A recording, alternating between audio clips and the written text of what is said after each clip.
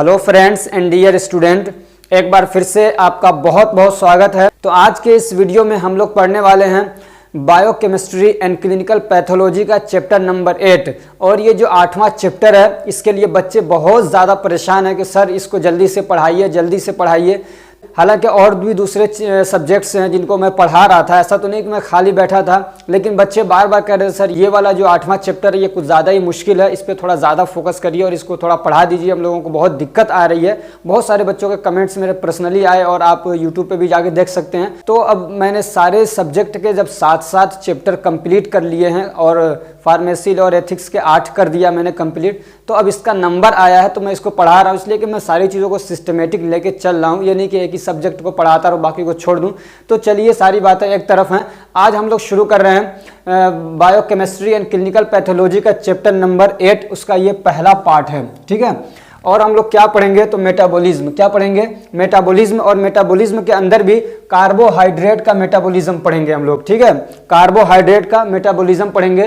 तो असल जो इसमें हमको पढ़ना है वो है ग्लाइकोलाइसिस। क्या है? ग्लाइकोलाइसिस। लेकिन उसको शुरू करने से पहले कुछ मतलब बेसिक बातें हैं जो आपको मालूम होना चाहिए, तो उसको हम लोग थोड़ा जल्दी से कर लेंगे। फिर जो असल हमारा टॉपिक है ग्लाइकोलाइसिस, उसको फुल डिटेल में पढ़ेंगे। और मैं आपसे पहले कह रहा हूं, अगर आपके पास टाइम नहीं है तो प्लीज जाके किसी और शॉर्ट वीडियो को 5-10 मिनट वाली वीडियोस को देख लीजिए। आज का जो सेशन होने वाला है काफी लंबा होने वाला है, इसलिए कि जो ग्लाइकोलाइसिस का जो कॉन्सेप्ट है और जो उसका पूरा प्रोसेस है वो थोड़ा टाइम मांगता है। जल्दी मैं पढ़ा सकता हूं, लेकिन मैं आपसे वादा कर रहा हूं कि आपका टाइम ज़्यादा तो लूँगा, लेकिन आपके दिमाग में घुसा दूंगा और इस तरीके से याद करा दूंगा सारे स्टेप्स कि आपको एग्ज़ाम से पहले 5 मिनट 10 मिनट भी अगर देंगे तो आपको पूरा वो क्या आपके दिमाग में आ जाएगा। और ये मान के चलिए कि जो ग्लाइकोलाइसिस है ना, एग्जाम के पॉइंट ऑफ व्यू से काफ़ी ज़्यादा इंपॉर्टेंट है, अक्सर ये क्वेश्चन पूछा जाता है। तो चलिए शुरू करते हैं। तो डेफिनेशन क्या है? सबसे पहले हम लोग डेफिनेशन पढ़ रहे हैं मेटाबॉलिज्म का, कि मेटाबॉलिज्म क्या होता है। तो different types of chemical reaction that occurs in living organism is called metabolism. तो हम लोग जैसे लिविंग ऑर्गेनिज्म है और भी लिविंग ऑर्गेनिज्म होते हैं, तो उनके अंदर जो बहुत सारे अलग अलग तरह के केमिकल रिएक्शन चलते रहते हैं, उसी को बोलते हैं हम लोग मेटाबॉलिज्म। और मेटाबॉलिज्म भी 2 तरीके का होता है, एक होता है कैटाबॉलिज्म, एक होता है एनाबॉलिज्म, ठीक है। एक क्या होता है? कैटाबॉलिज्म होता है और एक होता है एनाबॉलिज्म। तो कैटाबॉलिज्म का मतलब क्या होता है? तो breakdown of molecules to obtain energy, यानी जो मॉलिक्यूल्स हैं अगर उनको तोड़ा जाए, उनको ब्रेक डाउन किया जाए और फिर उससे एनर्जी बनाई जाए, तो उसको हम लोग बोलते हैं कैटाबॉलिज्म, ठीक है। कैसे याद करेंगे? तो क से काटना होता है, ठीक है। क से क्या होता है? काटना। तो कैसे कैटाबॉलिज्म यानी ब्रेक डाउन और कटना, काट के हम लोग काट के चीज़ों को छोटा करते हैं ना, तो ऐसे ही हम ग्लूकोज है तो ग्लूकोज को और ज़्यादा तोड़ा जाता है ताकि हमारे सेल उसको यूज़ कर सकें, तो वो क्या हो गया? कैटाबॉलिज्म। और अगर मान लीजिए कुछ चीज़ों को जोड़ के एक नया सब्सटेंस बनाया जा रहा है, तो उसको हम लोग बोलते हैं एनाबॉलिज्म। इसका एग्जांपल समझिए, जैसे कि हमारी बॉडी के अंदर बहुत सारे एंजाइम बनते रहते हैं, वो भी छोड़िए, जैसे कि हमारी बॉडी के अंदर ब्लड सेल बनते रहते हैं, WBC बनता है, RBC बनता है, प्लेटलेट्स बनते हैं और बहुत सारे हार्मोन्स बनते हैं। तो ये सब क्या हैं? ये एक तरीके का एनाबॉलिज्म का प्रोडक्ट है। जब एनाबॉलिज्म होता है यानी कई सारे यानी कुछ चीज़ों को मिला के एक नया प्रोडक्ट बन रहा है, तो वो क्या हो जाता है?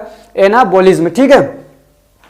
तो एनाबॉलिज्म क्या है? Synthesis of any compound needed by the body, यानी हमारी बॉडी की जो जरूरत है तो बॉडी खुद उसको बनाती है, सिंथेसिस करती है, उसको हम लोग बोलते हैं क्या? एनाबॉलिज्म, ठीक। तो असल हमको आज क्या पढ़ना है? तो आज हमारा जो टॉपिक है वो क्या है? मेटाबॉलिज्म ऑफ कार्बोहाइड्रेट, यानी कार्बोहाइड्रेट का क्या होगा? मेटाबॉलिज्म होगा। अब मेटाबॉलिज्म के अंदर दोनों चीजें आएंगी, या तो उनको तोड़ा जाएगा या तो जोड़ा जाएगा, ठीक है। दोनों चीजें आएंगी इसके अंदर।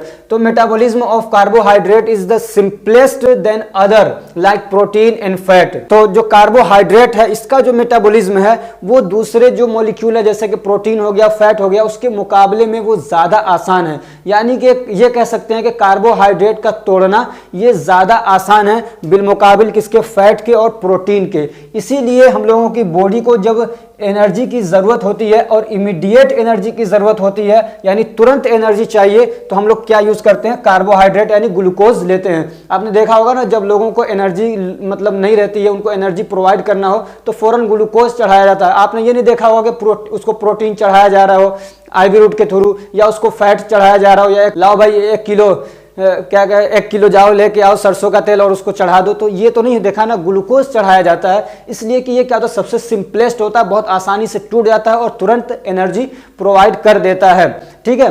और जैसे अगर हम लोग खाते भी हैं ना, तो आपने देखा होगा कि हम लोग जैसे चावल खाते हैं या और भी चीज़ें खाते हैं, तो जो कार्बोहाइड्रेट है वो 70% तो हमारे मुंह के अंदर ही डाइजेस्ट हो जाता है, वहीं पे मेटाबॉलिज्म हो जाता है उसका। और जो फैट वगैरह है, जो प्रोटीन है, वो कोई स्टोमक में जाके हो रहा है, कोई जाके इंटेस्टाइन के अंदर मेटाबॉलिज्म हो रहा है, ब्रेकडाउन हो रहा है, डाइजेस्ट हो रहा है। वो समझ में आ रही बात। तो जो कार्बोहाइड्रेट है वो सबसे ज़्यादा सिंपल है, यानी बहुत उसका जो स्ट्रक्चर है बहुत सिंपल है, ईजी है, आसानी से उसके बॉन्ड्स टूट जाते हैं और फिर एनर्जी प्रोवाइड करने के लिए वो तैयार रहता है।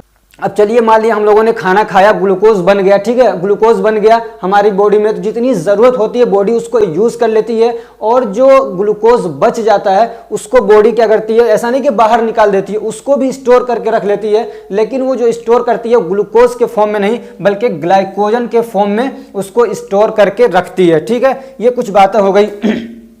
और फिर जब जरूरत पड़ती है तो यही ग्लाइकोजन को फिर से क्या है, ग्लूकोज बना दिया जाता है। अब कुछ पाथवे हैं, some pathways of metabolism of carbohydrate, यानी जो कार्बोहाइड्रेट है उसका जो मेटाबॉलिज्म होता है, चाहे वो टूटना हो चाहे उसका जुड़ना हो, जब उसका मेटाबॉलिज्म होता है उसके लिए कुछ पाथवे हैं। पाथवे का मतलब कुछ तरीके हैं, यानी कुछ स्टेप्स हैं कि ये स्टेप होता है तब उसका मेटाबॉलिज्म होता है, ठीक है। कुछ पाथवे का मतलब कुछ तरीके हैं, कुछ रास्ते ऐसे हैं कि उस स्टेप से गुजर के फिर उसका मेटाबॉलिज्म होता है। तो वो क्या है पाथवेज, वो स्टेप्स क्या है, वो तरीके क्या हैं। तो एक तरीका क्या है, ग्लाइकोलाइसिस। मैंने यहाँ पे स्टार लगाया है, स्टार लगाने का मतलब ये आपके सिलेबस में पढ़ना है, ठीक है। तो ये क्या है, ग्लाइकोलाइसिस, यानी इसके बारे में डिटेल से पढ़ना। ये पूरा इसका पाथवे है, पूरा स्टेप है कि कैसे ग्लाइकोलाइसिस होता है। तो पहले समझिए कि ग्लाइकोलाइसिस खुद क्या होता है। तो breakdown of glucose into ATP यानी energy and pyruvate and lactate is called glycolysis, ठीक है। तो क्या कह रहे हैं कि जो ग्लूकोज है जब उसको और ज्यादा तोड़ा जाता है तो फिर वो क्या आगे जाके एटीपी रिलीज करता है, पाइरुवेट बनता है और फिर लैक्टेट बनता है। तो इस प्रोसेस को हम लोग क्या बोलते हैं, ग्लाइकोलाइसिस। अब ये कैसे होता है पूरा हम लोग आज के वीडियो में यही पढ़ेंगे कि ग्लाइकोलाइसिस के पूरे स्टेप्स क्या हैं, और इसको कई बार मतलब एग्जाम में बार बार पूछा जाता है, इसलिए आपको इसको बहुत ध्यान से पढ़ना। अगर आपने पानी वगैरह नहीं पिया है, खाना वगैरह नहीं खाया है, तो जाइए खा के आ जाइए और फिर दिमाग लगा के ध्यान से पढ़िएगा, इसलिए कि इसमें आपके दिमाग को एनर्जी की बहुत ज्यादा जरूरत है।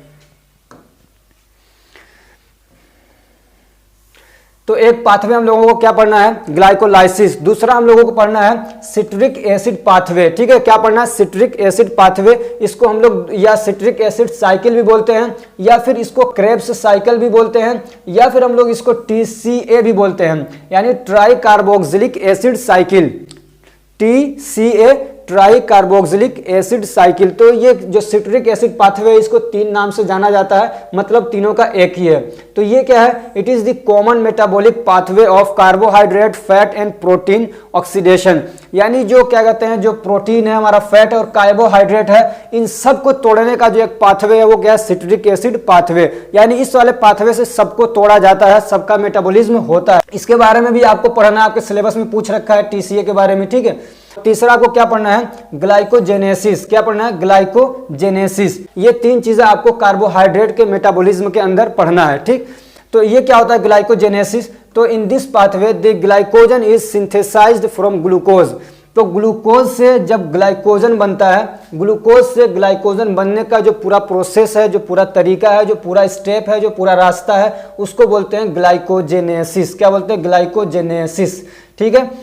अब ये दो टर्म और हैं जो आपको जानना चाहिए, हो सकता है क्वेश्चन पूछ ले 1 आध नंबर का। तो वो क्या है, ग्लाइकोजेनोलाइसिस। ग्लाइकोजेनोलाइसिस का मतलब क्या होता है, तो in this pathway glycogen is converted into glucose. यानी आपने देखा कि ग्लूकोज से क्या होता है, ग्लाइकोजन बन रहा था, तो जब ग्लाइकोजन बन गया और फिर ग्लाइकोजन को जब दोबारा से ग्लूकोज बनाया जाता है, कन्वर्ट किया जाता है, तो उसको हम लोग क्या बोलते हैं, ग्लाइकोजेनोलाइसिस, ठीक है। क्या बोलते हैं, ग्लाइकोजेनोलाइसिस। और ये जितने प्रोसेस है ना, ये सब हमारी बॉडी के अंदर होते हैं, हमारी बॉडी के अंदर होते हैं, हमारी बॉडी के जो सेल है उसके अंदर होता है ये सारा प्रोसेस। और क्या है, एक टर्म और है ग्लूकोनियोजेनेसिस। क्या है, ग्लूकोनियोजेनेसिस। तो इसका मतलब क्या होता है, इस पाथवे में क्या होता है, तो in this pathway glucose is synthesized from a non carbohydrate source. यानी जो आपने देखा कि क्या कहते हैं, ग्लूकोज किससे बन रहा था, कार्बोहाइड्रेट से बन रहा था। ठीक है, ग्लूकोज किससे बनता है, कार्बोहाइड्रेट से बनता है नॉर्मली।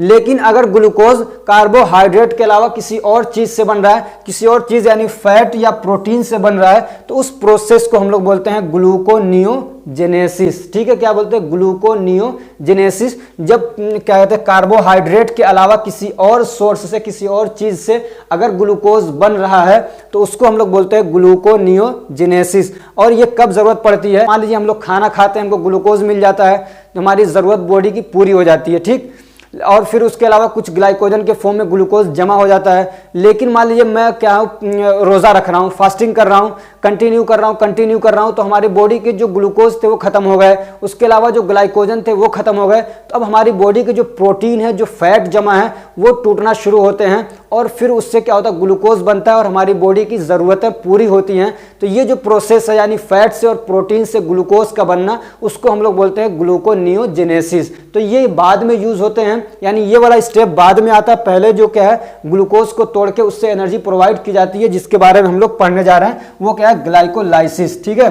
ग्लाइकोलाइसिस, ग्लूकोज से हम लोगों को एनर्जी मिलती है। स्पीड मेरी ज्यादा तो नहीं हो रही है कहीं, चलिए अब थोड़ी स्पीड कम करता हूं। लेकिन जब मैं स्पीड से पढ़ाता हूं तो मुझे मतलब एक अलग इमोशन आता है और पढ़ाने में मजा आता है। और जब धीरे धीरे पढ़ाता हूं तो ऐसा लगता है कि मैं खुद बीमार हूं, मरियल की तरह पढ़ाने में मजा नहीं आता है। समझ में आ रही बात, वो कभी तबीयत खराब हो तो बात अलग है।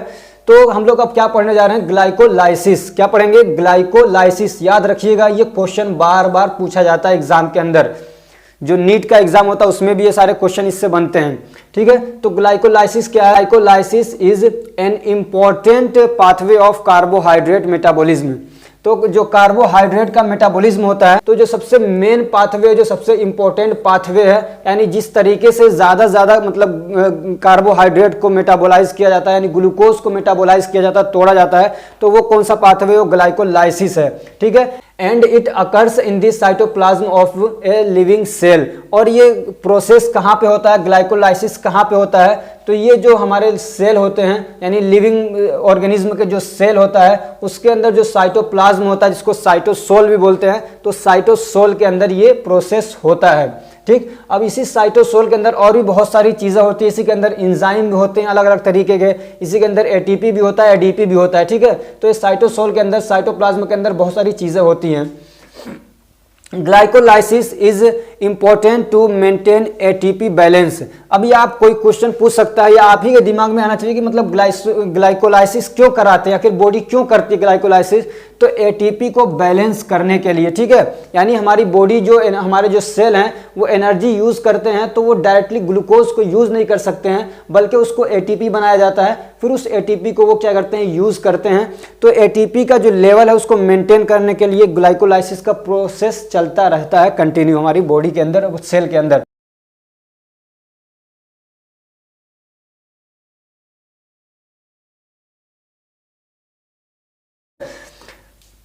The enzymes involved in glycolysis are present in cytosol, ये पीएफ नहीं है, ये ऑफ है। ठीक है, इन साइटोसोल ऑफ सेल, यानी जो सेल का जो साइटोसोल है या जो साइटोप्लाज्म है, ये सेल होता है। ठीक है, इसके अंदर जो पूरा मटेरियल होता है उसको हम लोग बोलते हैं साइटोसोल या साइटोप्लाज्म, जो लिक्विड होता है। तो उस लिक्विड के अंदर क्या होता है, इंजाइम भी प्रेजेंट होता है, जो इस पूरे प्रोसेस में क्या है, काम करता है। अभी आप देखेंगे कि इंजाइम कैसे, मतलब अगर आपने पढ़ा होगा तो आपको याद ही होगा कुछ, कि इंजाइम कैसे एक इंपॉर्टेंट रोल प्ले करते हैं इसके अंदर। तो ये देखिए, ये है क्या आपका पूरा प्रोसेस ग्लाइकोलाइसिस। क्या है, ग्लाइकोलाइसिस। कुछ समझ में आ रहा है? इसमें सबसे जो मेन इंपॉर्टेंट है ना आपके लिए, वो क्या है, ये जो स्टेप्स हैं उनको याद करना। 10 स्टेप होते हैं आपको। अगर मान लीजिए ये अगर स्टेप याद हो गए, समझ में आ रहा है, अगर आपको स्टेप्स याद हो गए तो फिर समझ लीजिए आपके लिए हलवा है, इसको याद करना और समझना। और अगर आपको स्टेप्स याद नहीं हुए तो फिर बहुत मुश्किल हो जाता है आपके लिए इसको पढ़ना और समझना। देख पा रहे हैं ये कैसे याद करेंगे, तो मैं आज आपको याद कराऊंगा, मैं वादा करता हूं। ये देख रहे हैं ना, इतना ये मुश्किल लग रहा है लेकिन इतना मुश्किल है नहीं। इसके अंदर 10 स्टेप्स हैं और फिर कहीं पे एटीपी एडीपी जुड़ते हैं और कहीं पे क्या होता है इसमें, और हर स्टेप के साथ में एक एंजाइम जुड़ा रहता है, वो मैं आपको याद कराने वाला हूं। तो ये देखने में कितना भारी लग रहा है ना। तो हम लोग सारी चीज़ों को एक साथ नहीं पढ़ेंगे, सबसे पहले हम लोग इसके स्टेप्स याद करेंगे। और वो स्टेप्स याद कराने के लिए मैं पहले आपको एक कहानी सुनाऊंगा। समझ में आ रही बात। एक कहानी बताऊंगा, उस कहानी के माध्यम से, उस कहानी के जरिए से आपको ये स्टेप याद कराऊंगा पहले। जब आपको ये स्टेप्स याद हो जाएंगे उसके बाद फिर इसके अंदर जो पूरा प्रोसेस हो रहा है वो आराम से आप याद कर सकते हैं। एक दो बार रिवीजन में आपके दिमाग में बहुत आसानी से बैठ जाएगा। तो चलिए हम लोग अब कहानी शुरू करते हैं। ये क्लास कहानी की नहीं है लेकिन ज़रूरत है, तो इसलिए हम लोग कहानी पढ़ेंगे। तो ये समझिए कि कोई दो भाई हैं। क्या है? दो भाई हैं। एक का नाम है ग्लूकोज, ठीक है, एक का नाम क्या है? ग्लूकोज, और दूसरे का नाम क्या है? दूसरा जो इसका भाई है ग्लूकोज का, उसका नाम है फ्रक्टोज, जो आप पहले से जानते हैं। ठीक, क्या नाम है? फ्रक्टोज। फ्रक्टोज, ठीक है। मेरी स्पेलिंग थोड़ी सी गलती हो जाए तो माफ़ी चाहता हूँ उसके लिए, इसलिए जल्दी जल्दी मैं कर रहा हूँ। अब ये जो ग्लूकोज और फ्रक्टोज हैं, ऐसा तो नहीं है कि बिना माँ बाप के पैदा हो गए होंगे, तो इनके दो माँ बाप भी हैं, यानी इनके एक अम्मी हैं और एक इनके पापा हैं। तो इनके मम्मी पापा जो हैं, तो मम्मी का नाम क्या है? इनके मम्मी का नाम भी याद कर लीजिए। ये नाम आपको बहुत हेल्प करेंगे ये स्टेप याद करने में। तो मम्मी का नाम क्या है? G3P। क्या नाम है? G3P। इसका मतलब होता है ग्लिसरल्डिहाइड 3 फॉस्फेट। क्या है? Glyceraldehyde 3 phosphate. ठीक है, मैं लिखूं तो फिर टाइम ज्यादा होगा, आपको आगे देख लेंगे आप। तो ये नाम याद कर लीजिए, क्या है? Glyceraldehyde 3 phosphate. और जो इनके पापा हैं, जो इनके अब्बू हैं, उनका नाम क्या है? तो उसको आप याद करिए धप। क्या है? THAP, धप। इसका मतलब है डाईहाइड्रोक्सी एसीटोन फॉस्फेट। क्या है? Dihydroxy acetone phosphate. ठीक है, तो ये चार आपको याद हो गए। अब ये दो भाई हैं तो एक उनकी बहन की भी जरूरत है, बहन भी होनी चाहिए। तो एक बहन इनकी याद कर लीजिए। फिर आपको फिर क्या है, ये इसी में आपको कहानी बन जाएगी पूरी। ये 5 किरदार हैं, समझ लिए। तो बहन का नाम क्या है? तो बहन का नाम है इसके फोस्फोग्लिसरेट। क्या है? फोस्फोग्लिसरेट। ठीक है, ये 5 नाम याद कर लीजिए आप। सबसे पहले ग्लूकोज फ्रक्टोज आपको याद है। अम्मी का नाम क्या है? G3P, यानी ग्लिसरल्डिहाइड 3 फॉस्फेट। क्या है? Glyceraldehyde 3 phosphate. अब्बू का नाम क्या है? धप। धप का मतलब यानी धप का मतलब D से क्या हो जाएगा? डाई, H से हो जाएगा हाइड्रोक्सी, A से हो जाएगा एसीटोन और P से हो जाएगा फॉस्फेट। तो डाई हाइड्रोक्सी एसीटोन फॉस्फेट। ठीक है, डाई बोलिए, हमारे साथ बोलिए आप, ताकि याद हो। सुनने से नहीं, सुनोगे तो सुनते ही रह जाओगे। बोलोगे तो जबान पे आ जाएगा, ये याद हो जाएगा। तो क्या है? Di hydroxy acetone phosphate. Di hydroxy acetone phosphate. ठीक है, ये 4 याद हो गए आपको। G3P तो याद हो गया होगा आपको। क्या है? Glyceraldehyde 3 phosphate. Glyceraldehyde 3 phosphate. और इसका क्या हो गया? Dihydroxy acetone phosphate. ठीक है, और जो इसकी बहन उसका नाम क्या है? फोस्फोग्लिसरेट। क्या है? फोस्फोग्लिसरेट। ठीक है, फोस्फोग्लिसरेट। अब ये 5 आपको याद हो गए। अब ये कहानी को थोड़ा सा हम लोग इसको मतलब ये समझ लिए 5 के यहाँ ये किरदार है, 5 एक्टर हैं इस कहानी के अंदर, ये मूवी बना रहे हैं। तो सबसे पहला क्या है? ग्लूकोज। तो ग्लूकोज क्या कर, इसके पास क्या है? 6 जेब हैं। इसने समझ लिया कोई कपड़ा पहन रखा, कोई कोट पहन रखा, उसके अंदर कितने जेब हैं? 6 जेब हैं। 6। और जो एक इसका जेब नंबर 6 है ना, वो क्या? सबसे सेफ है। क्या है? सबसे सेफ है। और ये वाला जो पहला जेब है, जो पहली जेब है, वो कम सेफ है। ठीक है, ऐसे ही जो फ्रक्टोज है इसके पास भी 6 जेब है। ठीक है, 6 जेब है। और जो 6 नंबर का जेब है इसका, वो सबसे ज्यादा सेफ है। ऐसे जो इसकी बहन है, ये भी कम थोड़ी है, लड़की है तो कम थोड़ी होगी। तो इसके पास भी 3 जेब है। इसने भी जैकेट या कोट पहन रखा है और इसके पास कितने जेब है? 3 जेब हैं। और इसकी जो सबसे सेफ जेब है वो क्या है? जेब नंबर 3। ठीक, इतनी बातें याद हो गई आपको। अब हम देखते हैं इसमें। अब ये जो ग्लूकोज है ना, वो अब कहानी यहाँ से शुरू होती है कि जो ग्लूकोज है, ग्लूकोज क्या करता है? वो जाता बाहर और बाहर से मिठाई खरीदता है। और मिठाई भी बहुत सारी है, तो मैंने सोचा कि कौन सी मिठाई अच्छी रहेगी, तो मैंने ढूंढा क्या कहते हैं? पेड़ा। क्या? पेड़ा मिठाई खरीद के लाता है। पेड़ा इसलिए कि पेड़ा से आप याद रखिएगा फॉस्फेट, पी से पेड़ा होता है और पी से फॉस्फेट होता है। तो मिठाई कौन सी लाया खरीद के? वो पेड़ा। ठीक है, कौन सी मिठाई लेके आया? पेड़ा। या मिठाई लेके आया मार्केट से खरीद के, कौन सी? पेड़ा। ठीक है, और उस पेड़ा को क्या किया? अपने जेब नंबर 6 में रखता है। ठीक है, उसका सबसे सेफ जेब है, तो कहां पे रखता है? जेब नंबर 6 में। ठीक, उसको लेके आया और जेब नंबर 6 में रख लिया। अब उसका जो भाई फ्रक्टोज है वो क्या है? चुट्टा।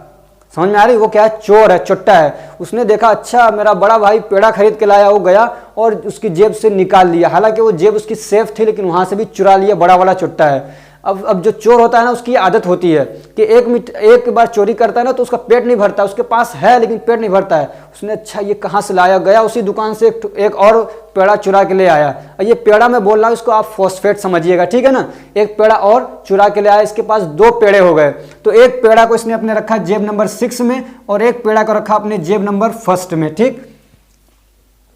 बात समझ में आ गई। एक तो उसके अपने भाई से चुरा लिया, फिर उसके बाद इसको तसल्ली ना हुई तो गया एक पेड़ा और दुकान से चुरा के ले आया, तो 2 पेड़े हो गए, यानी 2 फॉस्फेट हो गए फ्रक्टोज के पास। अब उसके बाद जो इसके मम्मी पापा है ना, इन्होंने देखा अच्छा फ्रक्टोज चोरी कर रहा है, बहुत बिगड़ गया है। ऐसा किया, चलो तो ऐसा कहकर उन्होंने कहा चलो उसको बुलाओ। उसको बुलाया और 2 थप्पड़ लगाए, और अम्मी ने एक पेड़ा ले लिया उससे, और एक पेड़ा किसने लिया, अब्बू ने ले लिया, ठीक है। यानी एक पेड़ा किसने, अम्मी ने ले लिया, और एक पेड़ा किसने लिया, अब्बू ने ले लिया। यानी दोनों ने एक फॉस्फेट उससे ले लिए। उसके बाद अब क्या है, दोनों के पास एक फॉस्फेट आ गए। तो उसकी बहन भी तो है ना, तो जब भाई चोर है तो बहन भी तो चुट्टिन होगी, तो ये बहन भी चुट्टिन थी, और उससे कम नहीं थी बल्कि उससे भी बड़ी वाली चुट्टिन है। तो उसने क्या किया, वो तो दुकान से चुरा के लाया था, ये अपनी मम्मी के पास गई और वहां से चुरा लिया। देखा कि दोनों के पास है, मम्मी के पास भी पापा के पास भी, लेकिन पापा से तो डर लगता है ना, अब्बू से डरता है हर कोई।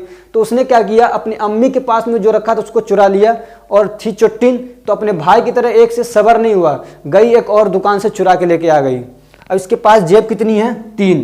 तो एक को इसने अपने जेब नंबर 3 में रखा जो सबसे सेफ है, और एक को रखा अपने जेब नंबर 1 में जो कम सेफ है, ठीक है। तो एक जेब ऊपर यहाँ पे मान लीजिए, एक जेब सामने थी उसने रख लिया उसमें। अब उसका जो भाई था फ्रक्टोज, जिसके छीने गए थे, माँ बाप ने छीन लिए थे दोनों उसके पेड़े, उसने देखा अच्छा ये मेरे छीने हुए पेड़े इसके पास हैं, मम्मी ने इसको दे दिया। आया और एक थप्पड़ लगाया खींच के, और वो छीन के लेके भाग गया उससे। समझ में आ रही बात। इसके पास कितने पेड़े थे, 2, यानी 2 फॉस्फेट थे, 2 पेड़े थे। फ्रक्टोज को पता चला तो वो आया और छीन के लेके भाग गया। अब कितना बच गया इसके पास, 1, ठीक है। कितना बचा, 1। अब इसने सोचा यार 1 बचा, अगर ग्लूकोज को पता लग गया तो वो आएगा और वो एक छीन के लेके भाग जाएगा मुझसे। क्या करेगा, छीन के लेके भाग जाएगा। तो उसका जो सेफ वाला जेब था ना, उसमें से निकाल के उसने नॉर्मल वाले जेब में रख लिया। एक तरीका होता है लोगों को धोखा देने का, समझ में आ रही बात। तो उसने सेफ वाला जो जेब नंबर 3 था उसमें से निकाल के जेब नंबर 2 में रख लिया। तो इसकी जो अक्लमंदी ना, ये नज़र आ गई एलन मस्क को। एलन मस्क को जानते होंगे, काफ़ी फेमस आदमी है दुनिया का, अब तो बहुत मतलब सबसे बड़ा मालदार माना जाता है शायद। तो एलन मस्क ऐसे अक्लमंद लोगों को, ऐसे मतलब चालाक लोगों को ढूंढता रहता है। तो उसने देखा ये लड़की बड़ी चालाक है, इसको अपनी फैमिली का हिस्सा बनाना चाहिए, फैमिली नहीं अपने परिवार का हिस्सा बनाना चाहिए, ठीक है। तो एलन मस्क ने इसको देखा और कहा कि इसको अपने परिवार का हिस्सा बनाऊंगा। तो उसने अपना परिवार का हिस्सा बनाया। अब फिर उसी के बाद पूरा परिवार ही इसी का हो गया, ठीक है। एलन मस्क ने उसको अपने परिवार का हिस्सा बनाया और फिर वहाँ से उसकी नस्ल चली और पूरा परिवार इस लड़की का ही हो गया। ये कहानी आपको समझ में आ गई। अब आपको स्टेप भी समझिए याद हो गए हैं। अब यहाँ से देखिए, सबसे पहले ग्लूकोज, ठीक है। ग्लूकोज इसने क्या किया, एक क्या कहते हैं पेड़ा खरीदा या चुराया, जो भी किया। तो ये पेड़ा इसका हो गया फॉस्फेट, ठीक है। ग्लूकोज ने क्या किया, एक पेड़ा चुराया, उसको कहाँ रखा, जेब नंबर 6 में। कहाँ रखा, जेब नंबर 6 में। आपको ग्लूकोज का स्ट्रक्चर याद होगा, अगर देखिए ऐसे होता है शायद, क्यों, मैंने आपको पढ़ाया था, ये और ये, ठीक है। तो इसके कई सारे पॉइंट्स होते हैं, यानी कार्बन नंबर। तो एक कार्बन पता चला यहाँ पे है, एक दूसरा कार्बन यहाँ पे है, तीसरा यहाँ पे है, तो चौथा, पांचवा, ये छठा। तो ये जो 6 दिख रहा है ना, इसका मतलब ये नहीं कि इसके पास 6 फॉस्फेट हैं, बल्कि इसका मतलब क्या है कि जो फॉस्फेट है, जो ये पेड़ा है, इसने कहाँ रखा, जेब नंबर 6 में, यानी कार्बन नंबर 6। ये जो फॉस्फेट जुड़ रहा है इस कार्बन के साथ, ये ग्लूकोज है, ये ग्लूकोज के साथ में जो फॉस्फेट जुड़ रहा है वो कहाँ पे जुड़ रहा है, कार्बन नंबर 6 पे। ये मतलब है इसका 6 का, समझ में आ रही बात। ये 6 का मतलब क्या है कि जो फॉस्फेट ने इसने लिया है, जो पेड़ा इसने लिया है, उसको कहाँ रखा, जेब नंबर 6, यानी अपना ये जो कार्बन नंबर 6 है वहां पे ये फॉस्फेट आके जुड़ा है, ठीक। तो ये है इसका 6 का मतलब, ठीक। तो ये क्या किया इसने, फॉस्फेट एक लिया, यानी एक क्या कहते हैं ग्लूकोज में एक पेड़ा चुराया, यानी एक फॉस्फेट इसके पास आ गया। तो अब ग्लूकोज क्या हो गया, ग्लूकोज 6 फॉस्फेट। ये स्टेप याद कर रहे हैं ना। ग्लूकोज था, उसने एक फॉस्फेट अपने पास लिया, यानी एक पेड़ा लिया, उसको जेब नंबर 6 में रखा। ये कहानी याद रखिए, जेब नंबर 6, तो यहाँ 6 लगा दीजिए। और इस 6 का मतलब मैंने ये बताया कि जेब नहीं है, असल में क्या है, जो ये कार्बन के जो नंबर है ना, अलग अलग कार्बन होते हैं, कार्बन नंबर 6 है। तो ये जो फॉस्फेट इसके साथ में जुड़ा है वो कार्बन नंबर 6 के साथ जुड़ा है। उसके बाद क्या हुआ, अब फ्रक्टोज ने देखा तो फ्रक्टोज ने क्या किया, वही पेड़ा उससे चुराया और अपने जेब नंबर 6 में रख लिया। तो ये आपका पेड़ा यानी फॉस्फेट हो गया और कार्बन नंबर 6 पे उसको रखा। ठीक है, ग्लूकोज और फ्रक्टोज का जो केमिकल फॉर्मूला है वो सेम है, स्ट्रक्चर में सिर्फ फर्क है, इसलिए कि ये दोनों एक दूसरे के आइसोमर हैं। ठीक है, एक दूसरे के क्या है, आइसोमर हैं।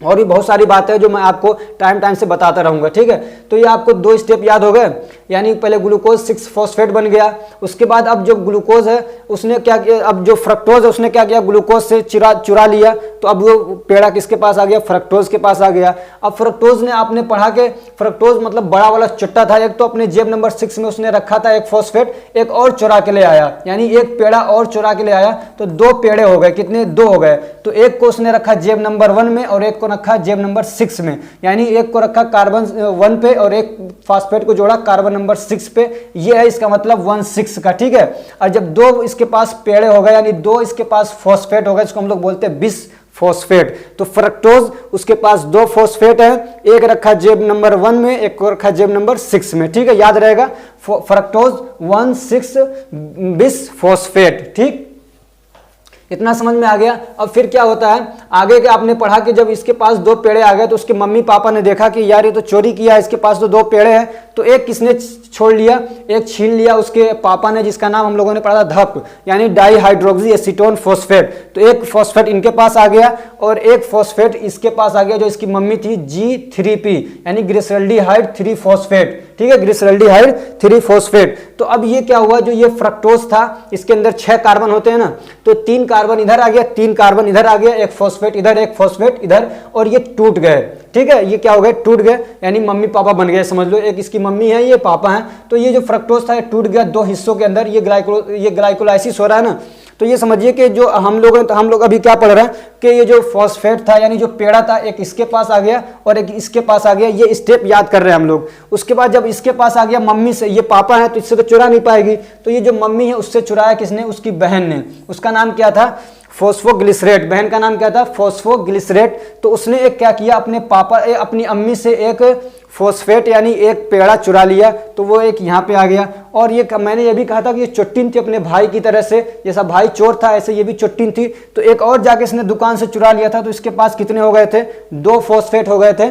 ठीक है, तो इसलिए यहाँ पे क्या आ गया, बिस फॉस्फेट। ठीक, यहां तक समझ में आ गया। यानी ये जो 2 फॉस्फेट है कहां से आए, तो एक तो इसने अपनी मम्मी से लिया और एक चुरा के लेके आई है ये। ठीक है ना, ये बाप से नहीं, जो पापा वाला है वो अलग है, पापा से डर रही है, वहां पे नहीं गई। उसके बाद क्या किया, फ्रक्टोज आया, उसने एक इसका छीन लिया, तो कहा, तो इसके पास एक ही बचा। ये 3 का मतलब 3 नहीं है, बल्कि ये क्या है, 3 का मतलब ये जो पोजीशन नंबर 3 है कार्बन का, ये कार्बन का पोजीशन नंबर 3 है, जहाँ पे कार्बन नंबर 3 है वहाँ पे इसको फॉस्फेट को रखा है इसने। और इसमें क्या था, जो कार्बन नंबर 1 और कार्बन नंबर 3 पे फॉस्फेट रखा था। उसके बाद जब उसने क्या किया, देखा कि यार मेरे तो छीन लिए भाई ने, तो फिर सोचा कि दूसरा वाला जो है वो तो बच जाए, तो उसको क्या किया, जेब नंबर 2 में रख लिया। ये पढ़ा ना आपने, जेब नंबर 2 में। तो अब यहाँ कार्बन नंबर ये 3 पे था, तो इसको क्या किया, इस पे आ गया। ये समझिए जो फॉस्फेट है वो किस पे आ गया, पोजीशन नंबर 2 पे। तो वो मतलब है इसका मतलब ये नहीं कि 2 फॉस्फेट इसके पास, फॉस्फेट एक ही है इसके पास, यानी एक ही पेड़ा है, लेकिन उसने जेब बदल लिया, अपनी जगह बदल ली। ठीक है, सिर्फ ये हुआ, जगह बदल ली, तो उसको हम लोग बोलते हैं म्यूटेशन करना। क्या बोलते हैं, म्यूटेशन कर लिया। तो अब हम लोग उसके नाम को याद करते हैं। तो उसने एक अपनी मम्मी से चुराया और एक बाहर से लेके आई, तो उसके पास 2 पेड़े हो गए, तो उसका नाम अब क्या हो जाएगा, 1,3 बिस फॉस्फोग्लिसरेट। ठीक है, 1,3 बिस फॉस्फोग्लिसरेट, इसलिए कि 2 इसके पास हो गए तो हम लोग बिस लगा देंगे। उसका नाम क्या था, फॉस्फोग्लिसरेट था। उसके बाद एक फ्रक्टोज आया, उसका भाई एक चुरा के लेके चला गया, तो इसके पास एक पेड़ा बचा जो उसने अपने जेब नंबर 3 में रखा है, यानी पोजीशन नंबर 3 पे है, तो उसको हम क्या कहेंगे, 3 फॉस्फोग्लिसरेट। ठीक है, क्या नाम होगा उसका, 3 फॉस्फोग्लिसरेट। इस तरीके से आप स्टेप याद करेंगे। फिर उसके बाद उसने क्या किया कि जेब नंबर 3 से निकाल के जेब नंबर 2 में रख दिया, तो हम लोग उसको क्या कहेंगे अब, 2 फॉस्फोग्लिसरेट। ठीक है, क्या कहेंगे, 2 फॉस्फोग्लिसरेट। उसके बाद अब आगे देखिए एलन मस्क की एंट्री होती है। अब उसके बाद जब इसकी अक्लमंदी देखी किसने, एलन मस्क ने। अब एलन को छोड़ दीजिए, एलन की थोड़ा सा उल्टा करिए, उसका नाम बिगाड़िए, तो क्या हो जाएगा, जैसे उसने ट्विटर की हालत बिगाड़ दी एलोन मस्क ने, तो ऐसे ही आप थोड़ा सा उसका नाम बिगाड़िए और एलोन को क्या कर दिए, एनोल कर दीजिए। क्या करेंगे, एनोल। ठीक है, तो ये जो उसका नाम था वो पहले से था फॉस्फो, और उसके अंदर एंट्री होती किसकी, एनोल, एलोन की, लेकिन एलोन की जगह आप क्या कहेंगे, एनोल करेंगे। इसलिए मैंने इसको थोड़ा कलरफुल कर दिया ताकि आपको याद रहे। तो क्या करेंगे, एनोल, और अपना परिवार का हिस्सा बनाया यानी पाइरूवेट। तो आपको याद रहेगा ये step, phosphate, anole, pyruvate. Phosphate उसकी बहन क्या नाम था उसका, फॉस्फोग्लिसरेट। ठीक है, क्या नाम था, फॉस्फोग्लिसरेट। तो ग्लिसरेट को हटा दीजिए, फॉस्फो, और फिर एंट्री होती है एलोन की, तो उसको एनोल, और अपना परिवार का हिस्सा बनाता है तो पाइरूवेट। तो ये आपको इस तरीके से याद करना है। उसके बाद फिर उसी से उसकी नस्ल चल जाती है पूरी, तो क्या मतलब पूरा परिवार उसी से चल जाता है, तो क्या हो जाएगा, पाइरूवेट। तो ये स्टेप आपको याद हो गए, नहीं हुए? चलिए एक बार मैं ज़बानी आपको दिखाता हूँ, इधर आइए। इस तरीके से प्रैक्टिस करिएगा जैसे मैं आपको बता रहा हूं, तो आपको बड़ी अच्छे से याद हो जाएगा। अगर आपको याद हो गया तो आप वीडियो को स्किप कर दीजिए, आगे जाके देखिएगा। जिनको याद नहीं हुआ एक बार मैं उनको रिवीजन करा दूं। सबसे पहले क्या हुआ, ग्लूकोज आया। ठीक है, मैं शॉर्ट में लिखूंगा। ठीक है, ग्लूकोज आया, उसके बाद क्या होता है, तो यहाँ पे आप ऐसे एरो लगाएंगे। ठीक है, एक एरो लगाएंगे, ग्लूकोज के बाद सिंगल एरो लगाएंगे। उसके बाद क्या होता है, ग्लूकोज अपने पास एक फॉस्फेट लेके आता है, यानी एक पेड़ा लेके आता है, तो ये ग्लूकोज हो गया। ठीक है, ये ग्लूकोज, और यहाँ पे 6 जेब नंबर 6 में रखता है, तो 6, और यहाँ पे क्या हो गया, फॉस्फेट। ठीक है, ग्लूकोज 6 फॉस्फेट, यानी ग्लूकोज अपने पास एक पेड़ा लेके आया, जेब नंबर 6 में रखा। ठीक है, और ये पेड़ा हो गया। उसके बाद फ्रक्टोज आता है, और वो क्या करता है, एक पेड़ा उससे चुरा लेता है। ठीक है, फ्रक्टोज ने पेड़ा चुरा लिया, और उसने भी कहाँ रखा, जेब के अंदर, जेब नंबर 6 में। तो ये फॉस्फेट लिख लीजिएगा आप, यहाँ पे भी क्या है, ये फॉस्फेट है। ठीक, उसके बाद फिर क्या होता है, ये एक और जाता है दूसरी जगह से चुरा के लेके आ जाता है। ये जो आप एरो देख रहे हैं ना, इसका मतलब होता है कि ये रिवर्सिबल है, यानी ये अगर चाहे तो ये वापस जा सकता है, और ये फिर इधर आ भी सकता है, जा भी सकता है। यानी ये जो फ्रक्टोज है ग्लूकोज बन जाएगा, ग्लूकोज है फ्रक्टोज बन जाएगा। ठीक है, ये मतलब होता है इसका, ये रिवर्सिबल है। ये क्या है, रिवर्सिबल है। अब ये फ्रक्टोज है, तो ये क्या किया, फ्रक्टोज ने एक और चुरा लिया, तो एक को कहाँ रखा, जेब नंबर 1 में, और एक को रखा जेब नंबर 6 में। ठीक, फ्रक्टोज ने एक तो पेड़ा इससे लिया और एक चुरा के लाया। ठीक है, इस तरीके से आप याद करिए, यहाँ पे लगा दीजिए। अब यहाँ एक चीज़ यहाँ पे छूट रही है, क्योंकि 2 पेड़े हो गए ना, 2 फॉस्फेट हो गए, तो यहाँ पे हम लोग क्या लगाएंगे, बिसफॉस्फेट। क्या लगाएंगे, बिसफॉस्फेट।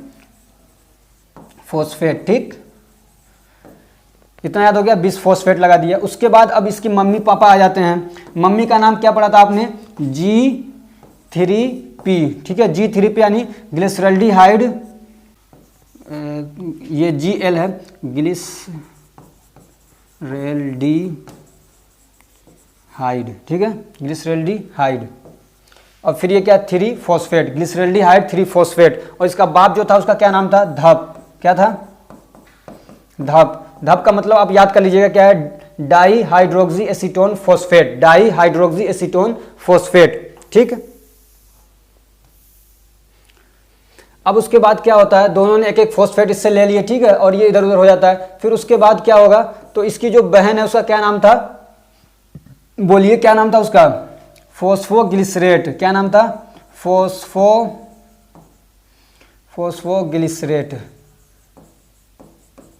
ये स्टेप याद करना बहुत ज़रूरी है आपको, वरना आपको इसको कितना भी रटेंगे याद नहीं कर पाएंगे। ये बहुत अच्छा तरीका है। तो बहन ने क्या किया, ग्लिसरीन इसका नाम क्या था, फॉस्फोग्लिसरेट, उसने एक चुरा लिया यहाँ से। एक तो मम्मी से चुराया, और एक कहाँ से चुराया, दुकान से जाके चुराया, तो 2 आ गए। तो एक को जेब नंबर 1 में रखा, एक को जेब नंबर 3 में रखा। तो चूंकि इसके पास 2 हो गए, तो यहाँ पे आप लगा देंगे 20। क्या लगा देंगे, 20। ठीक है ना, 20 फॉस्फोग्लिसरेट। अब इसके बाद क्या होता है, तो उसका भाई फ्रक्टोज आता है, और उससे एक क्या कहते हैं, वो पेड़ा चुरा के लेके भाग जाता है, यानी एक फॉस्फेट इसका लॉस हो जाएगा। तो क्या हो जाएगा, तो वो जेब नंबर 1 से ले जाता है, तो जेब नंबर 3 में रह जाएगा। बाकी फिर क्या हो जाएगा, ये अब चूंकि इसके पास एक ही बचा है, तो अब 20 नहीं आएगा। ठीक है ना, 2 फॉस्फेट थे, तो यहाँ पे 20 लगा रहे थे हम लोग। अब एक बचा है, तो सिर्फ क्या लिखेंगे, फॉस्फोग्लिसरेट। ठीक है, फॉस्फोग्लिसरेट। यहाँ तक याद हो गया। उसके बाद अब इसके बाद क्या करती है, ये अपने जेब में से बदल लेती है, यानी उसने अपने जेब में रखा था जेब नंबर 3 में, तो अब उसको किस में रखती है, जेब नंबर 2 में। कुछ भी नहीं करना, सिर्फ वही लिखना है, फॉस्फोग्लिसरेट, 2 फॉस्फोग्लिसरेट। ठीक है, उसके बाद क्या होता है, एलन मस्क की एंट्री होती है। कौन आता है? Elon Musk. तो क्या करेंगे, वो अपनी परिवार का हिस्सा बनाता है। एलन मस्क आता है, अपनी परिवार का हिस्सा बनाता है। सबसे पहले किसको लेता है वो? तो फोस्फोग्लिसरेट को। तो यहाँ पे फोस्फो लगा दीजिए, फोस्फो। उसके बाद एलन मस्क की एंट्री हो रही है, तो एलोन की जगह आप एनोल करेंगे। क्या करेंगे? एनोल। और उसके बाद अपनी परिवार का हिस्सा बनाता है, तो पाइरूवेट, इस तरीके से याद करिए आप। उसके बाद अपना पूरा परिवार ही इसी से चल देता है, तो क्या हो जाएगा? पाइरूवेट यानी आप समझिए परिवार, इस तरीके से याद करिए। तो यहाँ पे पाइरूवेट। तो ये आपको स्टेप याद हो गया ना। अब आगे हम लोग इसमें देखते हैं कुछ चीज़ें, ठीक है। ये इस तरीके से आप 1-2 बार रिवीजन करेंगे, आपको याद हो जाएगा।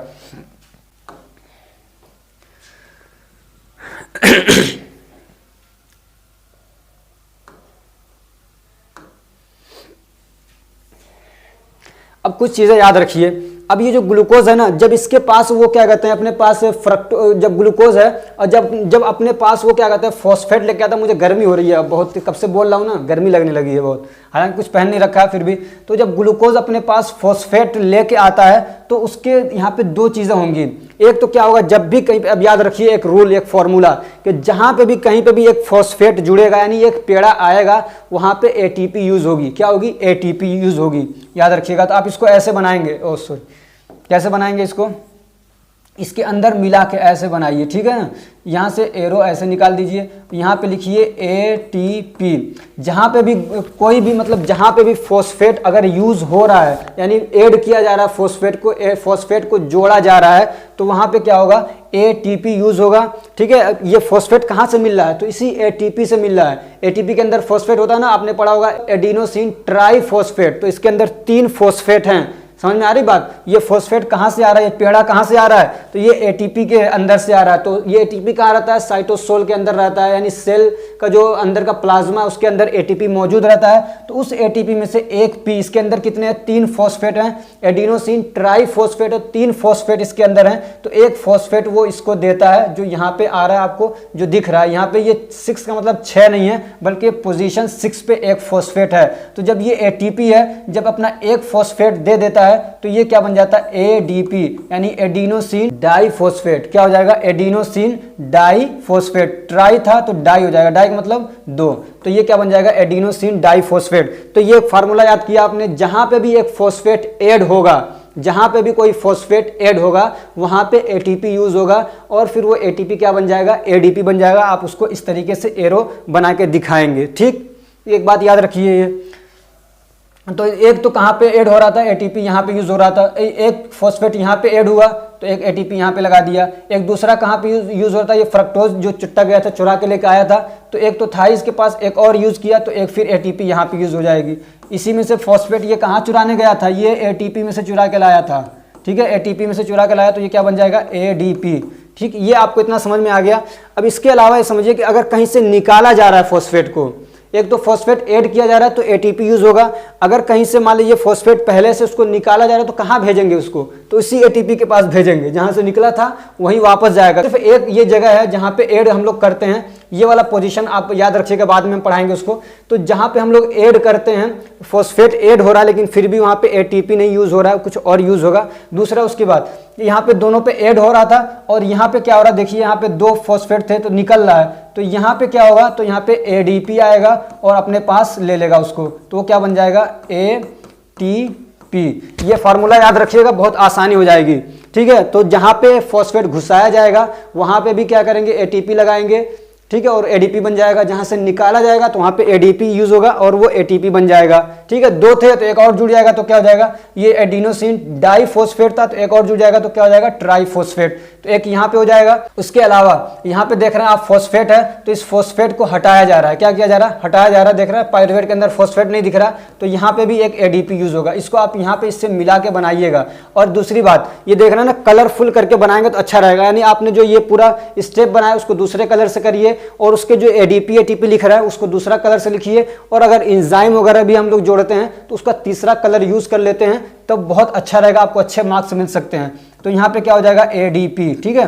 ADP आएगा, और एक फॉस्फेट जो इधर बढ़ रहा था उसको निकाल लिया जाएगा, वो कहाँ पे आ जाएगा? ATP के अंदर। अगर इस तरीके से आपको याद नहीं हो पा रहा है तो दूसरा तरीका मैं बता रहा हूँ कि कहाँ कहाँ लगाएंगे। तो ये आप इसमें 10 स्टेप होते हैं लेकिन हम लोग 9 मानेंगे, ठीक है। 10 स्टेप होते हैं लेकिन हम लोग 9 मानेंगे, उससे आपको आसानी हो जाएगी। तो step number 1, step number 2, step number 3, step number 4, एक यहाँ से बनता है ऐसे, जो आइसोमरेशन होता है वो 5 होता है लेकिन हम उसको 5 नहीं मानेंगे, ठीक है। Step number 5, step number 6, step number 7, step number 8 और ये है 9 आपका, ठीक है। इतना याद रखिए। तो अब ये एटीपी एडीपी कहाँ पे आएंगे, तो ये देखिए पोजीशन 1 पे, पोजीशन 3 पे, पोजीशन 6 पे, पोजीशन 9 पे। अब ये याद रखना आसान है आपको। 1 के बाद 3 याद रखिए, 3 में 3 और जोड़ दीजिए 6 पे, तो कहाँ पे है, तो देखिए 6 पे एडीपी आ रहा है, ठीक है। तो शुरू, अब उसके बाद कहाँ पे आ रहा है, तो 3 में 3 और जोड़ दिए तो 9 पे, तो पोजीशन नंबर 9 पे आ रहा है। अब ये शुरू वाले जहाँ पे हैं उसमें पहले एटीपी आएगा, बाद में एडीपी आएगा, बाद वाले जो दो हैं उसमें पहले एडीपी आएगा और बाद में एटीपी आएगा। आप ऐसे भी याद कर सकते हैं कि ये जो ऊपर वाले हैं, यानी जहाँ पे डिवीजन हो रहा है, जहाँ मम्मी पापा से ऊपर वाले जो हैं, दोनों दो भाई हैं, उधर जब आता है तो एटीपी पहले आता है, एडीपी बाद में आता है, और जो नीचे वाले हैं उसमें एडीपी पहले आता है और एटीपी बाद में आता है। इस तरीके से आप याद कर सकते हैं। तो ये आपने 2 चीजें याद कर ली, ठीक है।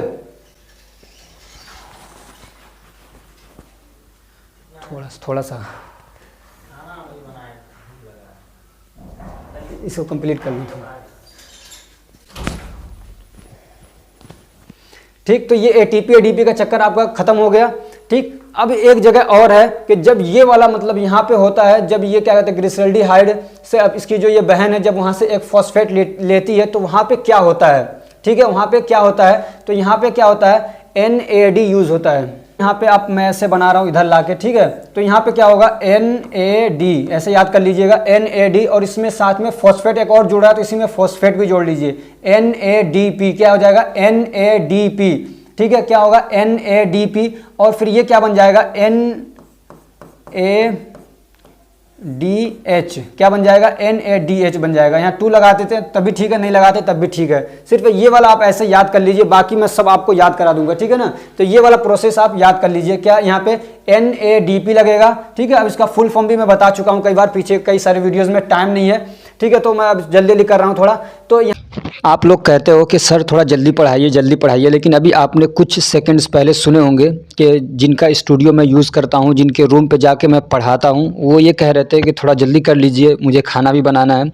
उस वक्त रात के 10 या 10:30 बज रहे होंगे। तो अब जब उन्होंने ये कहा तो आपने देखा ना, मैं मेरे लहजे में कितनी जल्दी आ गई, मैं कितना जल्दी पढ़ाने लगा, यानी एक तरीके से मैं प्रेशर में आ गया। समझ में आ रही बात। और आप लोग कहते हो कि सर थोड़ा जल्दी पढ़ाइए। आपको मालूम है कि ये जो सारे साधन है वो मेरे खुद के नहीं है, मैं किसी और का यूज़ करता हूँ, इसलिए मैं आज़ाद नहीं हूँ कि जब चाहूँ जितना चाहूँ पढ़ा सकूँ, जितना खुल के पढ़ा सकूँ। फिर मैंने अभी मुझे और भी बहुत सारी चीज़ें उसके अंदर एक्सप्लेन करनी थी, लेकिन वो सब रह गई, चूँकि अब टाइम नहीं था और मैं उनको और ज़्यादा मतलब वेट नहीं करवा सकता था। इसलिए मैं आप लोगों से बार बार कहता हूं कि फाइनेंशियली मुझे सपोर्ट करें, ताकि मैं अपना खुद का स्टूडियो बना सकूं और मैं आप और अच्छे से मैं आपको पढ़ा सकूं। आपको क्या लगता है कि ये 50 मिनट की वीडियो है तो क्या ये मतलब 1 घंटे में 2 घंटे में बन गई होगी? अरे इसके पीछे जब एक वीडियो अपलोड करने से पहले हम लोगों को ये वाली वीडियो में तकरीबन 10 घंटे मैंने इन्वेस्ट किए हैं, और तकरीबन हर वीडियो के पीछे ऐसे ही बहुत सारा टाइम हमको लगाना पड़ता है, तब जाके एक वीडियो हम लोग तैयार कर पाते हैं और आपको प्रोवाइड करते हैं। क्या आपको लगता है कि आपके पूरे सिलेबस में कितने चैप्टर होंगे, आपको मालूम है? अगर नहीं कभी जोड़ा होगा तो मैं बताता हूँ, तकरीबन 82 चैप्टर हैं आपके पूरे सिलेबस के अंदर। समझ में आ रही बात? कितने 82 चैप्टर हैं। और कुछ चैप्टर तो ऐसे हैं कि अगर उनको मतलब देखा जाए तो वो मतलब 4-4, 5-5, 6-6 चैप्टर के बराबर हैं। तो इस तरीके से अगर देखा जाए तो आपके पूरे सिलेबस के अंदर तकरीबन 100 चैप्टर बनते हैं। अगर मैं आपसे कहूं कि मैं आपसे हर चैप्टर के लिए 1 रुपया मांगता हूं, तो क्या आपको ज़्यादा लगेगा? हर चैप्टर के लिए जिसके पीछे हम लोग इतनी मेहनत करते हैं, अगर 1 रुपया आपसे मांगा जाए तो क्या आपको ये ज़्यादा लगेगा? अगर ज़्यादा लगता है तो इसका मतलब ये है कि आपके नज़दीक पढ़ाई की कोई वैल्यू नहीं है। यानी इतनी सारी चीज़ें आपको मतलब PDF भी दिया जा रहा है, वीडियो की शक्ल में समझाया जा रहा है पूरे अच्छे तरीके से, उसके बावजूद अगर आपको मतलब 1 रुपया देने के लिए आप तैयार नहीं है, इसका मतलब आपके नज़दीक पढ़ाई की कोई वैल्यू नहीं है। इसलिए मैंने अभी सोचा है कि मैं PDF सिर्फ उन्हीं लोगों को दूंगा जो हर चैप्टर के लिए मुझे 1 रुपया देंगे। तो तकरीबन आपके 100 चैप्टर बनते हैं, तो 100 रुपया आप पे करेंगे। उसके लिए मैं एक अलग ग्रुप बनाऊंगा जहां पे उन लोगों को जोड़ दूंगा जो 100 रुपया पे करके अपना स्क्रीनशॉट भेजेंगे पेमेंट का, उनको उस ग्रुप में उसमें जोड़ दूंगा जहां पे मैं फिर सारे PDF अपलोड करूंगा। हालांकि जो भी नहीं पैसा पे करेगा उसके लिए वीडियो तो अवेलेबल रहेगी, वो देख सकता है, लेकिन PDF जो मैं तैयार करता हूं वो उसको नहीं मिलेगा, और वो सिर्फ उन्हीं लोगों को मिलेगा जो मतलब उस ग्रुप को ज्वाइन करेंगे पेमेंट करने के बाद। इसका एक फ़ायदा तो ये है कि मैं अपना सेटअप भी बना पाऊंगा बहुत जल्दी, ताकि मैं और जल्दी और आसानी से आपको पढ़ा सकूँ, अच्छे से पढ़ा सकूँ। उसके अलावा बहुत सारे लोग ग्रुप में ऐसे जुड़ जाते हैं जो बात नहीं मानते हैं, बार बार परेशान करते हैं। मैं कहता हूँ कि फालतू की चीज़ें ना भेजो, लेकिन वो फिर भी भेजते रहते हैं। इसका मतलब ये है कि उनके नज़दीक चूंकि ये सारे काम फ्री में हो रहा है ना, तो कोई वैल्यू नहीं है। मैं बहुत सारे लोगों को रोजाना रिमूव भी करता रहता हूं। तो इस तरीके से जो लोग पैसा पेमेंट करके आएंगे, एक तो बात मानेंगे और इस बात से भी डरेंगे कहीं उनको रिमूव न कर दिया जाए, कहीं उनको ग्रुप से निकाल न दिया जाए। तो इसलिए मैं ये सारा सेटअप ले रहा हूं, ये सारा मैं फैसला ले रहा हूं, ताकि तो इस तरीके से कई सारे रीज़न हैं कि मैं ये फैसला लेने पे आया हूँ कि मैं एक फ़ीस लगा दूँ, ताकि एक पढ़ाई की जो वैल्यू है वो बनी रहे। और मैं बहुत ज़्यादा भी नहीं लगा रहा हूँ कि हर एक के लिए मुश्किल हो जाए, इसलिए बहुत थोड़ी फ़ीस लगाइए। एक चैप्टर के लिए 1 रुपया मैं समझता हूँ कि आपके लिए कोई मुश्किल नहीं होगा। आप में से बहुत सारे लोग होंगे जो सोच रहे हैं कि सर आपने इतना कम क्यों लगा दिया। तो ये आपकी मतलब ये आपकी क्या खुशफहमी है, ये आपका समझ लीजिए आपका ये प्यार है, मोहब्बत है, आपको लगता है कि मैंने बहुत कम लगाया। अगर आप इस कंडीशन में है कि और ज़्यादा मतलब कर सकते हैं तो आप करिए। और एक बात और, ये जो पेमेंट है ये सिर्फ एक बार आपको देना है, हर महीने नहीं देना है। आपके घर में छोटे बच्चे होते हैं, उनको पढ़ाने के लिए जो एक टीचर आता है, एक 10 मिनट 20 मिनट आधा घंटा पढ़ाता है और महीने के 300 400 500 रुपया लेके चला जाता है। आपको वहाँ पर लगता है कि मतलब वो अभी सस्ता पढ़ा रहा है। हम लोग इतनी मेहनत करके आपको पढ़ाते हैं, तो क्या आप मतलब 1 रुपया देने के लिए भी तैयार नहीं होंगे? खैर ये आपकी मर्जी है। तो आप जो भी उस ग्रुप में जुड़ना चाह रहा है उसके लिंक मैं डिस्क्रिप्शन में दे दूंगा, ठीक है। ग्रुप में जुड़ने के लिंक डिस्क्रिप्शन में दे दूंगा। फिर उसके बाद जो पेमेंट करेगा उसको मैं दूसरे स्पेशल ग्रुप में जोड़ दूंगा, जो भी क्या है जहाँ पे मैं PDF अपलोड करता रहूँगा। चलिए आगे शुरू करते हैं। यहाँ पे क्या होगा, जब ये वाला स्टेप होगा, यानी जब ये ग्लिसरल्डिहाइड है, यहाँ से जब ये वाला स्टेप बनता है तो फिर क्या होता है NADP लगता है और वो क्या बन जाता है NADH। इसलिए मैंने P ये अलग भी आता है, मैंने साथ में लगा दिया है ताकि आपको याद करने में आसानी रहे। चूंकि यहाँ पे एक फॉस्फेट जुड़ रहा है ना, यहाँ पे एक ही था जो पोजीशन नंबर 3 पे था, यहाँ पे एक फॉस्फेट और जुड़ रहा है जो पोजीशन नंबर क्या है 1 पे आ रहा है। तो वो कहाँ से आ रहा है, तो वो यहाँ से आ रहा है, ठीक है। अब हम लोग एक चीज और देखते हैं इसमें। ये हो गया आपका ATP या DP वाला सिस्टम खत्म। अब एक चीज और रहेगा जिसको हम लोग बोलते हैं एंजाइम। ये जो भी काम होते हैं ना, ये सारे हर स्टेप के साथ में एक एंजाइम रहता है, हर स्टेप के साथ में एक एंजाइम रहता है। अब ये याद रखिए कि जहां पे भी ना ATP और ADP का सिस्टम है, वहां पे जो एंजाइम आएगा वो होगा काइनेज एंजाइम। क्या होगा? Kinase enzyme. जहां पे भी ये ATP ADP दिख रहा है ना आपको 4 जगहों पे, तो इन चारों जगहों पे क्या आएगा? काइनेज एंजाइम आएगा। या दूसरे तरीके से आप ऐसे याद कर सकते हैं कि जहां पे भी कोई फॉस्फेट जोड़ा जा रहा है या कहीं से कोई फॉस्फेट हटाया जा रहा है, जहां पे कोई फॉस्फेट जोड़ा जा रहा है या हटाया जा रहा है, तो वहां पे जो एंजाइम आएगा वो कौन सा होगा? Kinase enzyme. क्या होगा? काइनेज एंजाइम, ठीक है, काइनेज एंजाइम होगा। अब ये आप डायरेक्टली काइनेज भी लिख सकते हैं या साथ में आप उसका नाम भी लिख सकते हैं जो वहां पे है। तो जैसे यहाँ पे एक क्या हो रहा है, फॉस्फेट जुड़ रहा था, तो आप इसको क्या करते हैं? ग्लूकोकाइनेज भी कर सकते हैं, या सिर्फ आप इसको काइनेज भी लिख सकते हैं, या हेक्सोकाइनेज भी बोल सकते हैं इसको। इसलिए कि हेक्सोन, ये 6 इसमें कार्बन होते हैं तो इसको हेक्सोन भी बोलते हैं, तो आप इसको हेक्सोकार्बन भी कर सकते हैं। हेक्सोकाइनेज क्या करेंगे? हेक्सोकाइनेज, ठीक है। तो एक एंजाइम आपने यहां से ऐसे याद कर लिया।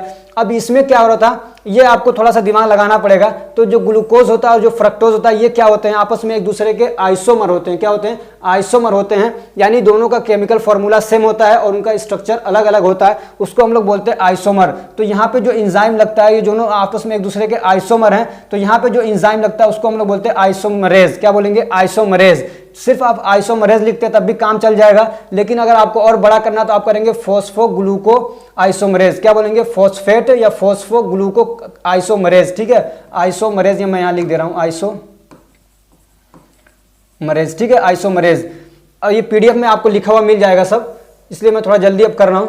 और फिर यहाँ पे आप देख रहे हैं कि ये फिर यहाँ पे ADP का चक्कर आ गया, या ये कह सकते हैं कि यहाँ फॉस्फेट जुड़ रहा है, तो यहाँ पे कौन सा आएगा? काइनेज। तो कौन सा काइनेज आएगा? तो फॉस्फोफ्रक्टोकाइनेज। यहाँ पे ये है ना, इसी को जोड़ दीजिए, फॉस्फेट या फॉस्फो फ्रक्टोकाइनेज, ठीक है। उसके बाद यहाँ पे क्या हो रहा है, तो आप इसमें देख रहे हैं एल्डिहाइड है, क्या है, ग्लिसरल्डिहाइड। तो जहाँ पे आप इसको याद रखिएगा ग्लिसरल्डिहाइड है तो एल्डिहाइड से एल्डोज, एल्डोज का एंजाइम यूज होगा, एल्डोज, ठीक है, एल्डोज एंजाइम यूज हो जाएगा, ठीक। उसके बाद अब यहाँ पे कौन सा एंजाइम होगा, यहाँ पे NADP और NADH हो रहा है ना, तो यहाँ से H से याद रखिएगा कि इसमें क्या हो रहा है, हाइड्रोजन रिलीज किया जा रहा है। क्या हो रहा है, हाइड्रोजन रिलीज किया जा रहा है। यहाँ पे हाइड्रोजन क्या हो रहा है, रिलीज हो रहा है। तो यहाँ पे जो एंजाइम आता है उसको हम लोग बोलते हैं डीहाइड्रोजेनेज। क्या बोलते हैं, डीहाइड्रोजेनेज, ठीक है। अब इसके आगे आप ये लगा सकते हैं ग्लिसरल्डिहाइड 3-फॉस्फेट डीहाइड्रोजेनेज, ठीक है, यहां से पूरा इतना लगा सकते हैं, ग्लिसरल्डिहाइड 3-फॉस्फेट डीहाइड्रोजेनेज। और उसके बाद यहाँ पे कौन सा एंजाइम आएगा, तो यहाँ पे देख रहे हैं ATP ADP का चक्कर है, तो क्या आ जाएगा, काइनेज एंजाइम। तो कौन सा काइनेज आएगा, तो फॉस्फोग्लिसरेट काइनेज। क्या आएगा, फॉस्फोग्लिसरेट काइनेज, ठीक है ना, फॉस्फो यहाँ से फॉस्फोग्लिसरेट काइनेज। ऐसे ही जो उसके बाद इस वाले में, तो इसमें क्या हो रहा है, आप देख रहे हैं पोजीशन बदल रहा है। क्या हो रहा है, इसमें कोई ना तो फॉस्फेट जुड़ रहा है ना हट रहा है, इसमें क्या हो रहा है, पोजीशन बदल रहा है। तो पोजीशन बदलता है उसको हम लोग बोलते हैं म्यूटेशन हो रहा है। तो म्यूटेशन होता है तो वहां पे कौन सा एंजाइम आता है, तो उसको बोलते हैं म्यूटेज। क्या बोलते हैं, म्यूटेज, ठीक है। तो आप सिर्फ म्यूटेज भी कर सकते हैं और इसके साथ में अगर आप करना चाहें तो क्या कर सकते हैं, फॉस्फोग्लिसरेट म्यूटेज। क्या है, फॉस्फोग्लिसरो या ग्लिसरेट पूरा लिख सकते हैं, या फॉस्फोग्लिसरो म्यूटेज भी कर सकते हैं। उसके बाद अब यहाँ पे देखिए इस स्टेप में क्या हो रहा है, ये 7वां हो गया ना, ये म्यूटेज वाला। उसके बाद ये 8वां स्टेप है। तो 8वां स्टेप क्या हो रहा है, इसके अंदर एलोन मस्क की एंट्री हो रही है। तो आपको कुछ नहीं करना, इसी से याद रखिएगा एनोलेज। क्या हो जाएगा, एनोलेज, ठीक है, एनोलेज हो गया। उसके बाद फिर यहाँ पे ATP ADP का चक्कर आ गया, या ये कि यहाँ से फॉस्फेट क्या हो रहा है, रिलीज हो रहा है, खत्म किया जा रहा है। तो फिर यहाँ पे काइनेज एंजाइम आ जाएगा। तो कौन सा काइनेज आएगा, तो आप यहाँ पे कर सकते हैं, यहाँ पे आप पाइरुवेट काइनेज भी कर सकते हैं। क्या कर देंगे, पाइरुवेट काइनेज, ठीक है, पाइरुवेट काइनेज एंजाइम। तो ये एंजाइम इस तरीके से आप याद करेंगे। अगर आपको याद नहीं हुआ तो 1-2 बार वीडियो को थोड़ा सा पॉज करके थोड़ा पीछे करके इसको आप याद कर लीजिए। एंजाइम इस तरीके से आप याद कर सकते हैं। एक चीज इसके अंदर छूट रही है कि कितना ATP यूज हुआ, कितना ADP यूज हुआ है, ठीक है, कितना ATP और कितना ADP यूज हुआ है। हाँ, एक चीज और यहाँ पे जो ये जो DHAP है ना, यानी जो ये धाप है, जो इसके बाप थे इधर आ गए थे, ये फिर वापस से इधर आ जाते हैं। क्या होता है, ये वापस से फिर यहीं पे आ जाता है, फिर पूरा प्रोसेस चलता है। पहले तो इससे चलेगा, फिर ये भी साथ में आता है इधर, ये जब खत्म होता है तो फिर इससे चलता है। तो यानी इधर जो प्रोसेस होते हैं वो सब डबल डबल होते हैं। क्या होते हैं, सब डबल डबल होते हैं। जैसा कि आप PDF में देखेंगे कि नीचे जो मतलब जो प्रोसेस है वो सब डबल डबल है। तो क्यों होता है ऐसा, कि इसलिए कि ये वापस इधर आ जाता है, ठीक है, ये क्या होता है, वापस इधर आ जाता है। ये जो है ना, ये वापस इधर आ जाता है। इसीलिए हम लोग इसको यहाँ पे कहते हैं कि ये आइसोमर है एक दूसरे के। ये क्या है, आइसोमर है। तो यहाँ पे भी कोई एक एंजाइम यूज होता है जिसको हम लोग बोलते हैं ट्राइओज। क्या बोलते हैं, ट्राइओज फॉस्फेट आइसोमरेज यूज होता है। क्या होता है, triose phosphate isomerase enzyme use होता है। तो फिर ये इधर से इधर आ जाता है, यानी ये भी G3P बन जाता है और फिर पूरा प्रोसेस इससे होता है। एक बात और ध्यान रखिए कि ऊपर के जो 4 स्टेप हैं उसको हम लोग बोलते हैं एनर्जी इन्वेस्टिंग फेज। क्या है, एनर्जी इन्वेस्टिंग फेज, क्योंकि वहाँ पे ATP लग रहा था तो एनर्जी यूज हो रही थी। उसके बाद जो स्टेप है, जो धाप और G3P वाला है, यानी पूरी एक लाइन जो है, इसको हम लोग बोलते हैं स्प्लिटिंग फेज। क्या बोलते हैं, स्प्लिटिंग फेज, यानी यहाँ पे क्या हो रहा है, स्प्लिट हो रहा है। स्प्लिट का मतलब ये होता है कि किसी चीज को कई भागों में तोड़ देना। तो यहाँ पे क्या था, जो फ्रक्टोज था वो 2 भाग में टूटा है, तो इसलिए इसको हम लोग बोलते हैं स्प्लिटिंग फेज। क्या हो रहा है, यहाँ पे स्प्लिट हो रहा है, तो उसको हम लोग बोलते हैं स्प्लिटिंग फेज। और उसके बाद जो नीचे के ये 5 स्टेप हैं, समझ में आ रही बात, उसके नीचे के जो ये 5 स्टेप हैं उसको हम लोग बोलते हैं एनर्जी जनरेशन फेज। क्या होता है, एनर्जी इसमें अब जनरेट होने लगता है, एनर्जी बनने लगती है। अब इसमें एक चीज जो है कि कितना ATP हमको मिला, कितना ATP नहीं मिला। तो आपने देखा कि 2 ATP हमने लॉस किया था, कितना, 2 लॉस किया, कितना गेन किया, तो अभी दिखाता हूं। तो ऊपर हम लोगों ने 2 लॉस किया, पहले तो उसको -1 फिर -1, ठीक है। फिर हम लोगों ने यहाँ पे क्या किया, 2 मतलब क्या किया, गेन किया। तो यहाँ पे हम लोगों ने 2 गेन किया, तो हम उसको 1 नहीं लिखेंगे, चूंकि यहाँ पे सारे प्रोसेस डबल में होते हैं, तो यहाँ पे 2 लिखेंगे, ठीक है। 2 प्लस में लिखना चाहे तो लिख देंगे। फिर यहाँ पे भी 1 मिला तो हम इसको 1 नहीं लिखेंगे, इसलिए कि सारे प्रोसेस डबल होते हैं तो 2 लिख देंगे, ठीक है। उसके अलावा जो यहाँ पे हम लोगों ने पढ़ा था NADH, ये जो NADH है, इस अकेले से 3 ATP मिलते हैं हमको, और ये पूरा प्रोसेस डबल होता है तो 2 NADH आ जाते हैं, तो इससे हमको कितना मिल जाएगा 6। तो कितना हो गया 6 4 10। तो 10 में से आपको क्या करना है, 2 ये माइनस कर देंगे तो कितना बच जाएगा आपके पास 8। तो 8 ATP आपको मिलता है इस प्रोसेस में। उसके बाद जब ये पाइरुवेट आगे जाके मतलब प्रोसेस होता है, टूटता है, तो वहां पे आपको बहुत सारा मतलब और ATP मिलता है, लेकिन इतने प्रोसेस के अंदर आपको कितना मिल जाता है, तो 8 ATP मिलता है। अगर ये आपको वीडियो अच्छी लगी है तो वीडियो को लाइक करिए, चैनल को सब्सक्राइब करिए और कमेंट करके बताइए कि आपको याद हुआ कि नहीं हुआ। Thank you so much for watching.